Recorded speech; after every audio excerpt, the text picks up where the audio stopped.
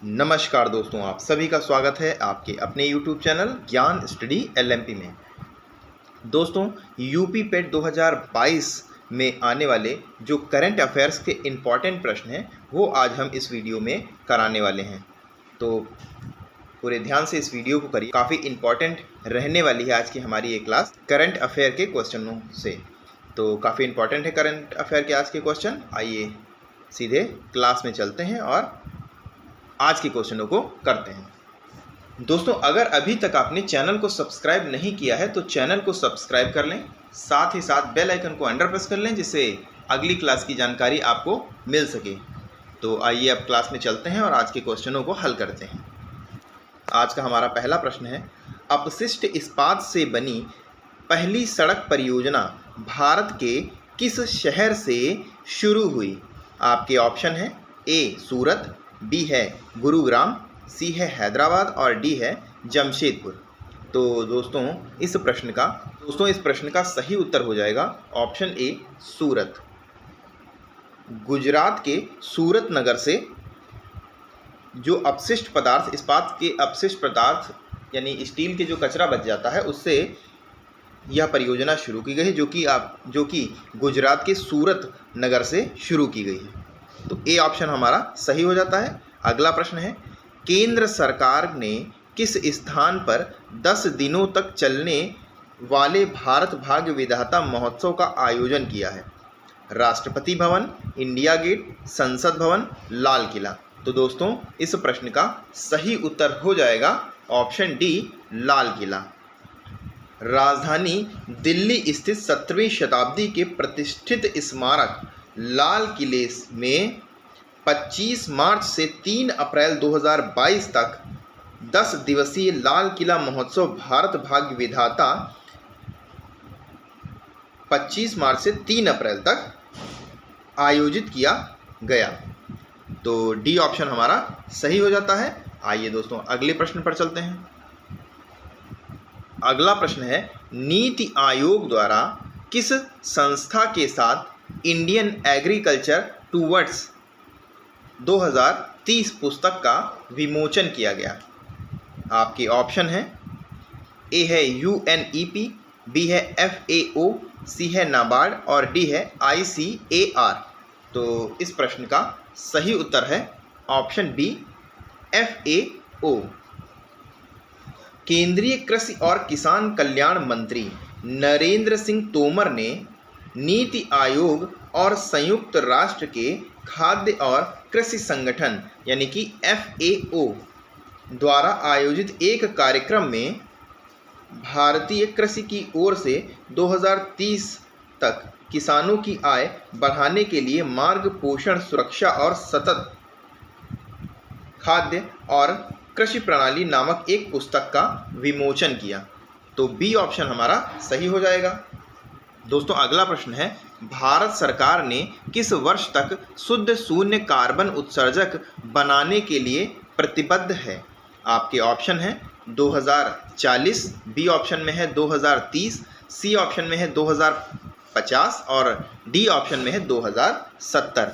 तो दोस्तों इस प्रश्न का सही उत्तर हो जाएगा शुद्ध शून्य कार्बन उत्सर्जक बनाने के लिए 2070 तक भारत प्रतिबद्ध है। तो डी ऑप्शन हमारा सही हो जाता है। आइए दोस्तों अगले प्रश्न पर चलते हैं। अगला प्रश्न है, हाल ही में मुस्लिम अधिकार महिला दिवस कब मनाया गया? आपके ऑप्शन है 31 जुलाई, 1 अगस्त, 2 अगस्त या डी इनमें से कोई नहीं। तो दोस्तों इस प्रश्न का सही उत्तर हो जाएगा ऑप्शन बी 1 अगस्त। दोस्तों मुस्लिम महिला अधिकार दिवस जो है ये 1 अगस्त 2019 को 3 तलाक के खिलाफ लाए गए कानून के लिए मनाया जाता है, क्योंकि 1 अगस्त 2019 को यह 3 तलाक के खिलाफ कानून लागू हुआ था। तो प्रतिवर्ष 1 अगस्त को यह दिवस मनाया जाता है। 1 अगस्त की अगर हम और बात करें तो वर्ल्ड लंग कैंसर डे भी मनाया जाता है। 1 अगस्त को वर्ल्ड वाइड वेब दिवस भी मनाया जाता है। जब दोस्तों इंटरनेट को आप खोलते हैं तो www जो लिखा होता है उसी को वर्ल्ड वाइड वेब कहते हैं और 1 अगस्त को यह दिवस मनाया जाता है।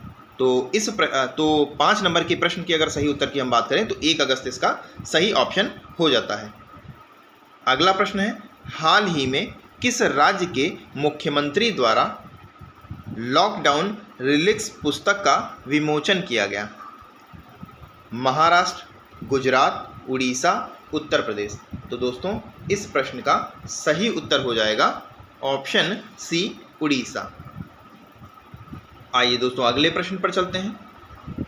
अगला प्रश्न है, भारतीय अंतरिक्ष अनुसंधान संगठन ISRO यानी इसरो धरती की निगरानी के लिए SSLV D1/EOS-02 नामक मिशन कहाँ से लॉन्च किया गया? आपके ऑप्शन हैं ए, भौतिक अनुसंधान प्रयोगशाला अहमदाबाद, नोदन प्रणाली अंतरिक्ष केंद्र बेंगलुरु, विक्रम साराभाई अंतरिक्ष केंद्र त्रिवंतपुरम, सतीश धवन अंतरिक्ष केंद्र श्रीहरिकोटा, आंध्र प्रदेश। तो दोस्तों इस प्रश्न का सही उत्तर हो जाएगा ऑप्शन डी, सतीश धवन अंतरिक्ष केंद्र श्रीहरिकोटा। डी ऑप्शन हमारा सही हो जाता है। भारतीय अंतरिक्ष अनुसंधान इसरो धरती की निगरानी के लिए SSLV D1/ESO-02 नामक मिशन आंध्र प्रदेश के सतीश धवन अंतरिक्ष केंद्र से लॉन्च किया जाएगा।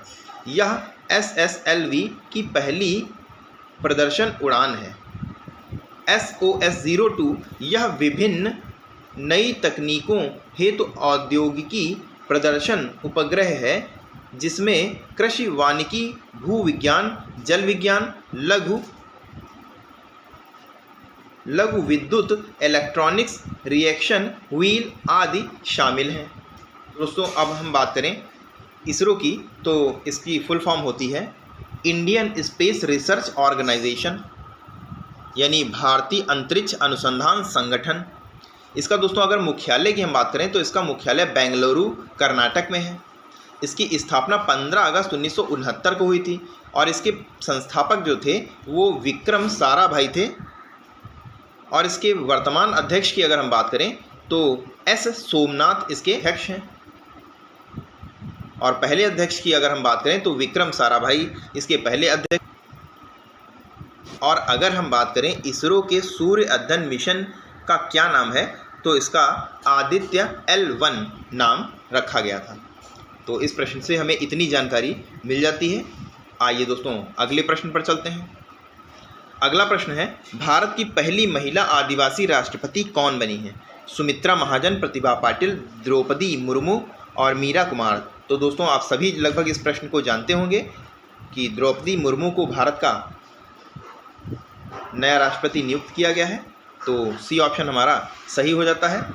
और अगर बात करें ये कौन से नंबर की राष्ट्रपति बनी है तो दोस्तों ये 15वीं राष्ट्रपति बनी है और दूसरी महिला राष्ट्रपति हैं और आदिवासी प्रथम महिला हैं। दोस्तों अगर हम द्रौपदी मुर्मू के बारे में थोड़ा सा जानकारी करें तो इनका जन्म 20 जून 1958 ईस्वी को हुआ था और इनका जन्म स्थान मयूरभंज यानी उड़ीसा में है। और अगर हम बात करें कि किस जनजाति से बिलोंग करती हैं तो संथाल जनजाति से हैं ये। और 2015 में द्रौपदी मुर्मू झारखंड की राज्यपाल भी बनी थी। और अगर किस पार्टी से बिलोंग करती हैं ये अगर हम बात करें तो भारतीय जनता पार्टी से संबंध रखती हैं।